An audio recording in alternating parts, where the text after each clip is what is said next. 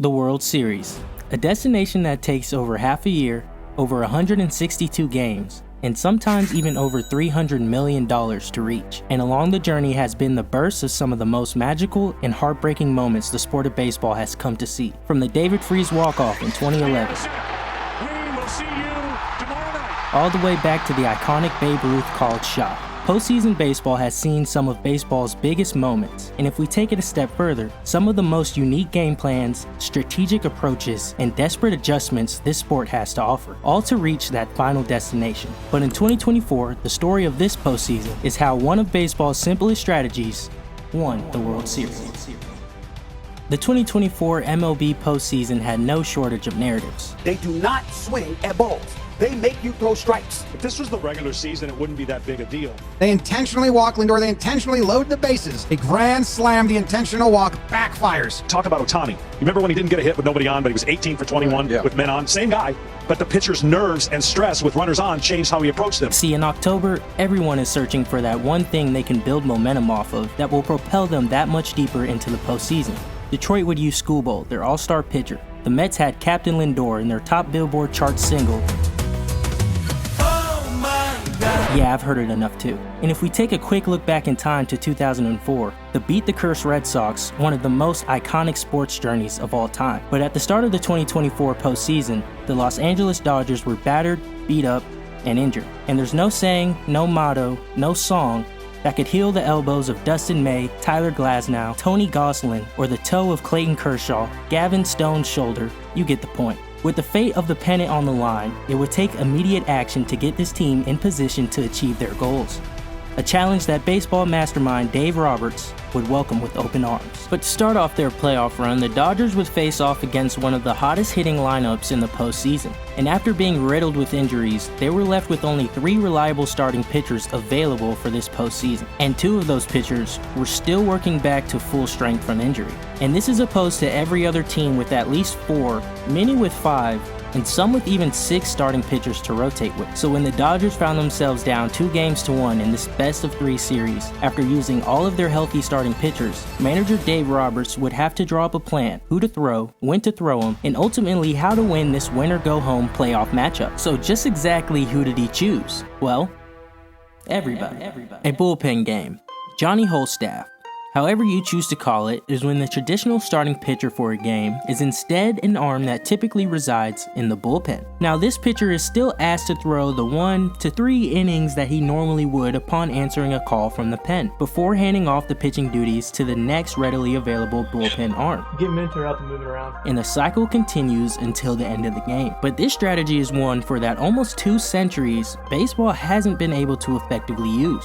See, since baseball's invention, the starting pitcher was known to pitch for as long as the game would allow him to throw. In fact, relief pitchers wasn't even a thing until the early 1900s. This strategy or idea of using a bullpen pitcher to start, relief, and close the ball game has only shown up a handful of times before this decade, and even fewer of those times were intentional. But in 1990, the Pittsburgh Pirates would attempt one of MLB's first iterations of a bullpen game. In Game 6 of the NLCS, Pittsburgh Pirates manager Jim Leyland handed the game ball to the right-handed relief pitcher Ted Power to start the game, even though he told the media prior the lefty starting pitcher Zane Smith would get the start. Now, this was done in hopes the other team would catch wind of this and make some lineup adjustments to set them up better to attack a pitcher throwing from the opposite side. The Pirates would then bring in Smith as a long reliever shortly after the start of the game. However, the Pirates went on to lose the game anyway, and later the series. And as mentioned before, a bullpen game wasn't really a strategy for baseball, so Jim was actually ridiculed for this move, having it be called a ruse, or quote, a piece of crap. JB, why is Leland turning to a man who has generally not gone more than 2 innings this year? But for the Dodgers, this wasn't a ruse, and it wasn't a piece of crap either, as they would go on to win Game 4, making 8 calls to the bullpen, and all while pitching a shutout. The Dodgers then would go on to win Game 5, where they again pitched a shutout. That would make it 13 different trips to the bullpen over the stretch of 2 games, while of course, pitching a scoreless 18 innings in a row. And after advancing and stealing Game 1 from the Mets in the NLCS with yet another shutout, the Dodgers would make it to pitching 33 consecutive scoreless innings.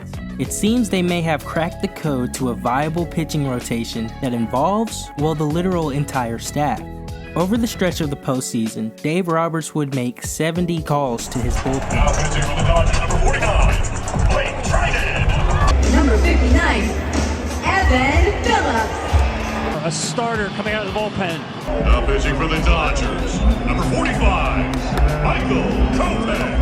Using 17 different arms, the most out of any team since the postseason roster increase in 2020, and most likely ever. And in 142 innings, that would mean the Dodgers were averaging just under half a pitching swap an inning, in comparison to other teams that played 3 rounds in the playoffs like the Yankees and the Mets, who both either used considerably less amount of arms or made fewer pitching swaps. But all this time, bullpen games haven't been a viable strategy in the MLB for a reason. Aaron Boone with the Yankees and the Mets were both managing considerably under baseball's current structure. This is because rotating that amount of pitchers in and out relies massively on each individual arm to perform consistently within their means. If just one reliever has an off day, it can practically destroy the flow of a bullpen game and cause an even heavier strain for the next pitcher in line. And with how unpredictable baseball can already be, from the get-go, a bullpen game is presented as a losing strategy. This approach to a game can also put an immense workload on the bullpen pitchers in a series, where they are now being asked to appear in these bullpen games while keeping their responsibilities when a starting pitcher is actually starting the game, which definitely increases the amount of pitches thrown, innings pitched, while diminishing the off days in between appearances.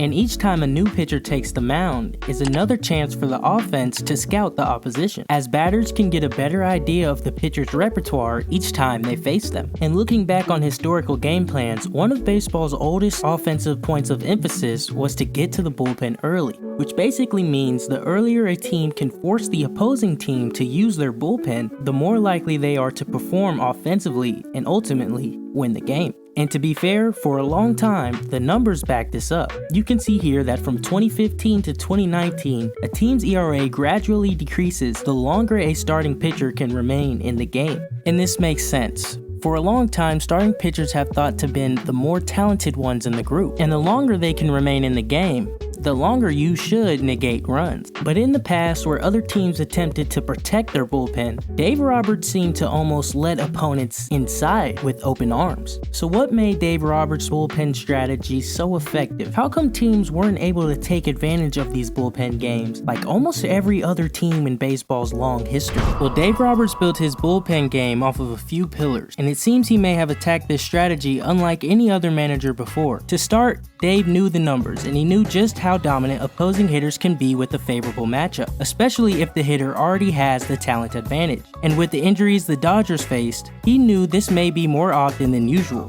How we use the guys, I'm not sure yet. Obviously, that's a lot of it is dictated on how they construct the lineup. So one of the most important factors in Dave's bullpen game was mapping out exactly when and where he would make all 70 pitching changes. Following analytics, pitchers' energy levels, and a mix of gut feelings, Dave aimed to place each one of his pitchers in a spot where their repertoire or handedness plays an almost direct advantage versus various opposing hitters. And where you might be thinking, shouldn't every manager be trying to put their players in the best matchups? A lot of times, managers will put their best players in the matchup instead, just betting on the overall talent. And following this mindset meant the workload didn't exceed too far either. While placing certain pitchers against certain batters based on this idea, sometimes it meant a less talented arm may end up in a high-pressure situation. Ben Kasparius has made a good impression in 2 low-leverage outings in his championship series. This is anything but. And when it worked out, that would mean just one less inning not being used by the few leverage arms the Dodgers had to deploy. And to be fair, sometimes it didn't work out, and the Dodgers gave up runs because of it. But in almost every situation they did, they were already losing the game, which gave Dave even more incentive when choosing certain arms to save and to burn longer in the postseason.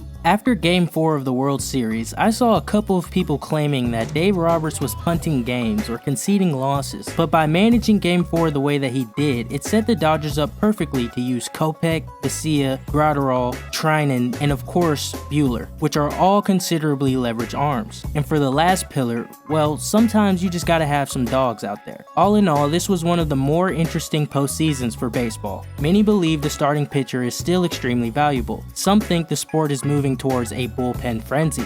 What do you think?